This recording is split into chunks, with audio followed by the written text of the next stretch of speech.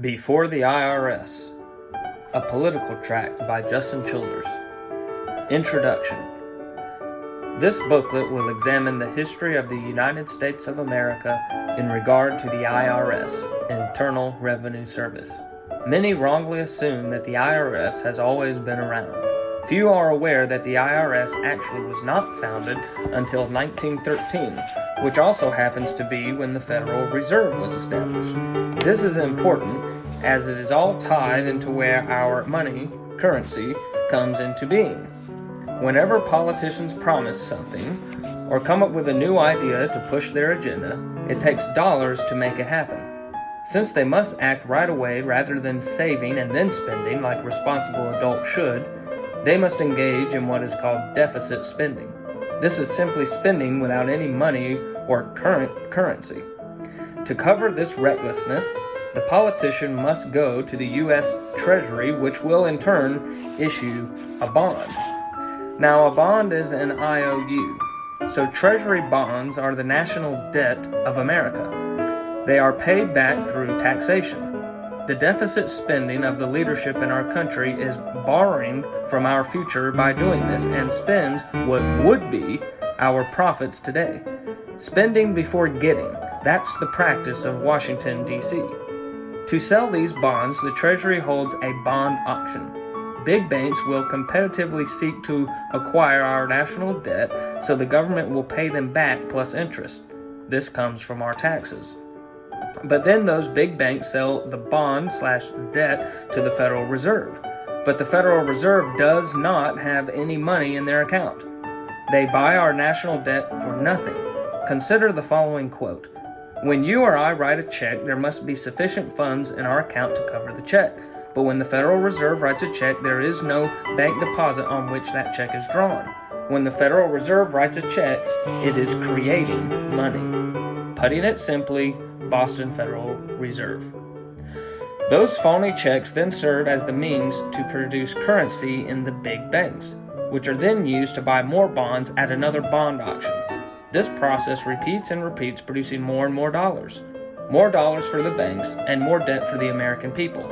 That's what's happening regularly thanks to our leaders in D.C. Those dollars get put into various areas, including your pocket. Then you put it in the bank.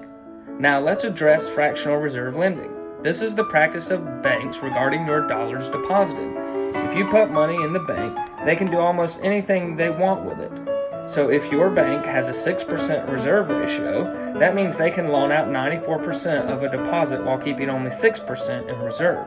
If you deposit $100, they must keep $6 in reserve but can loan out the other $94 and collect interest on it.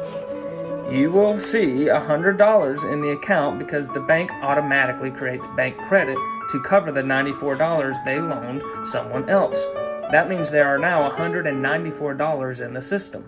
The person who got the $94 loan now goes and puts those dollars into another bank account. If they have a 10% reserve ratio there, then they keep $9.40 and loan out $84.60. So now the initial $100 has created $278.60, almost triple the amount.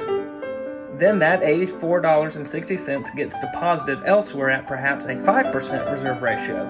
So of that $84.60, $80.37 can be lent out, creating $358.97 worth of currency based off of just a $100 initial deposit.